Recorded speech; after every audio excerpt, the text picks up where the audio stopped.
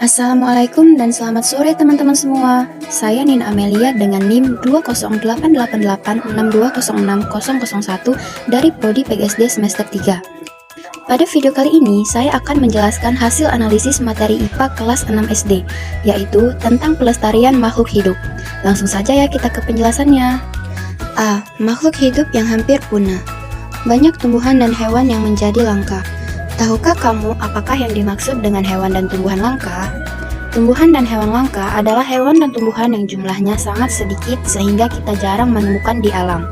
Kelangkaan hewan dan tumbuhan disebabkan oleh yang pertama, penggunaan hewan dan tumbuhan yang berlebihan. Yang kedua, perburuan dan penangkapan hewan liar. Yang ketiga, penebangan pohon langka untuk kepentingan manusia. B. Tumbuhan yang hampir punah di Indonesia. 1. Rafflesia arnoldi. Bunga Rafflesia arnoldi berukuran sangat besar dan berbau busuk. Ukuran diameter bunganya antara 30 hingga 150 cm. Karena baunya busuk, Rafflesia arnoldi juga disebut bunga bangkai. Pada umumnya, bunga ini berwarna merah dengan bintik-bintik putih. Rafflesia arnoldi hidup sebagai parasit pada akar tumbuhan lain. Rafflesia arnoldi tersebar di Sumatera Barat, Lampung, Bengkulu, dan Kalimantan Barat. 2. Eboni. Eboni atau kayu hitam adalah pohon yang batangnya dapat mencapai 40 meter. Kayunya mudah dipelitur, kuat, tahan lama, dan halus.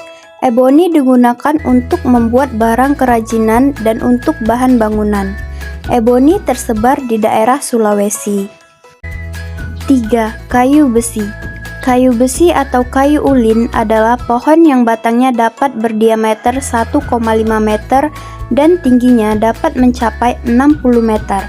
Kayunya keras dan sangat lunak. Kayu besi digunakan untuk bangunan. Kayu besi tersebar di daerah Kalimantan dan Sumatera. C. Hewan yang hampir punah di Indonesia. 1. Burung cendrawasih. Burung cendrawasih hidup di Papua. Burung ini banyak diburu karena bulunya sangat indah. Akibatnya, jumlah burung cendrawasih makin sedikit dan harus dilindungi dari para pemburu yang ingin menangkapnya. 2. Burung jalak Bali.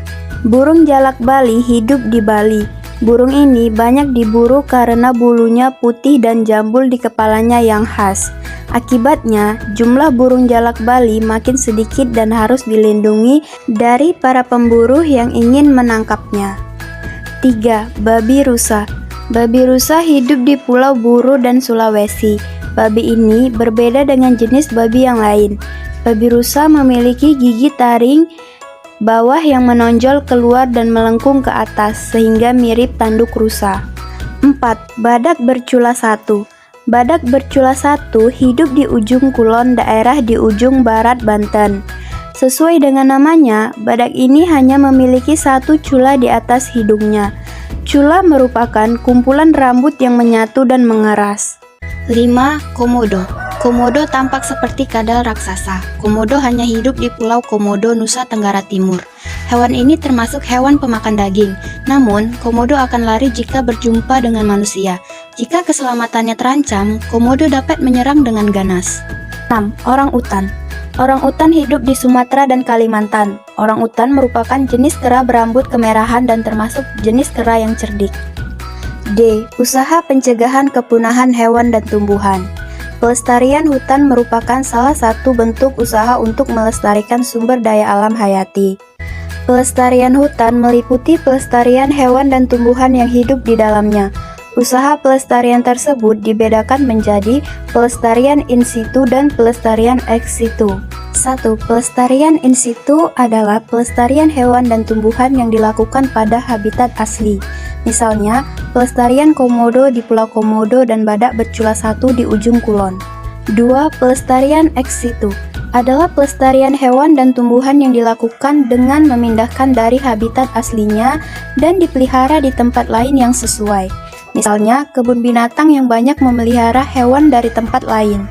E. Usaha pelestarian hewan dan tumbuhan langka juga dilakukan dengan melindungi suatu wilayah tertentu. Wilayah tersebut antara lain: 1. Cagar alam adalah daerah yang kelestarian tumbuhan dan hewan yang terdapat di dalamnya dilindungi undang-undang dari bahaya kepunahan. Cagar alam yang terkenal di Indonesia antara lain sebagai berikut. Cagar alam Pulau Dua di Jawa Barat untuk melindungi berbagai jenis burung laut atau kerajaan burung. A. Cagar alam Ujung Kulon di Banten untuk melindungi berbagai jenis hewan antara lain badak, rusa, buaya, banteng, babi hutan, dan burung merak. B. Cagar alam Penunjang Pengandaran di Jawa Barat. Selain melestarikan hutan, tempat ini juga merupakan tempat untuk melindungi rusa, banteng, dan babi hutan. C. Cagar alam Rafflesia di Bengkulu. Tempat ini khusus melindungi bunga Rafflesia atau Rafflesia arnoldi yang merupakan bunga terbesar di dunia. 2. Suaka Marga Satwa adalah cagar alam yang khusus digunakan untuk melindungi hewan yang hidup di dalamnya. Contoh Suaka Marga Satwa yang ada di Indonesia adalah sebagai berikut. A. Suaka Marga Satwa Gunung Leuser di Aceh merupakan suaka marga satwa yang terbesar di Indonesia. Hewan yang dilindungi di tempat ini antara lain gajah, badak Sumatera, orangutan, tapir, harimau, kambing, dan rusa, dan berbagai jenis burung. B. Suaka Marga Satwa Pulau Komodo di Nusa Tenggara Timur terutama melindungi komodo. Selain komodo, tempat ini juga melindungi burung kakak tua, ayam hutan, kerbau liar, babi hutan, dan rusa. 3. Taman Nasional merupakan kawasan pelestarian alam sesuai dengan ekosistem aslinya. Taman Nasional dapat digunakan untuk kepentingan pendidikan, penelitian, budaya, dan pariwisata. Contohnya adalah Taman Nasional Gunung Gede Pangrango di Jawa Barat dan Taman Nasional Bunaken di Sulawesi.